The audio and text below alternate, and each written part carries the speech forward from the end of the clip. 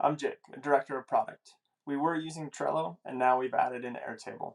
For more reviews like this, click below. One of the problems we're trying to solve is we're a remote company and a lot of information, a lot of different places. And so Trello and Airtable kind of helped us solve different problems in different ways. Airtable we found to be really good for product roadmaps and kind of allowing submissions and then moving those through the process, whereas Trello is more of like an internal resource that we're then able to, on singular teams, try and manage information and complexities and kind of sort different things to be able to figure out what to work on next. And so they're similar but distinct problems we've been trying to solve with each of them. So Airtable is really like a digital Swiss Army knife in spreadsheet form. It's really actively developed, very stable. As long as you've got an internet connection, you're able to get to your data.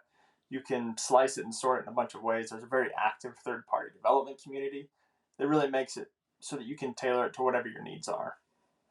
Trello does a really good job of presenting information in a Kanban style that you're able to go through and sort things in different columns and kind of progress them through a process. And so with our different planning of different projects, we really found Trello to be really useful in keeping all the information on one digital page and keeping everybody up to date on where it is.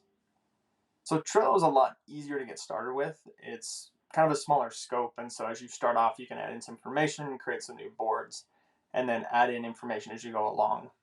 Airtable conversely is a little bit more challenging because it's a pretty large digital sandbox, and so it can do a lot of different things, and so you're not really sure how to start with it.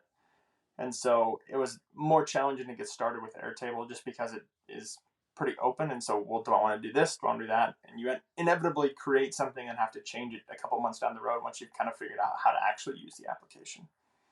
One of the biggest considerations is this some for this type of software is like, are you using it or are you using it with other people? Are you presenting that information to others, creating dashboards?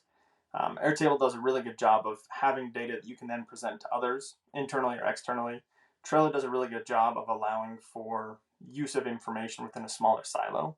And so trying to think through how you're going to use the software and what you're trying to solve with it kind of directs on which way you would go to present information, to store it, and then to work with it.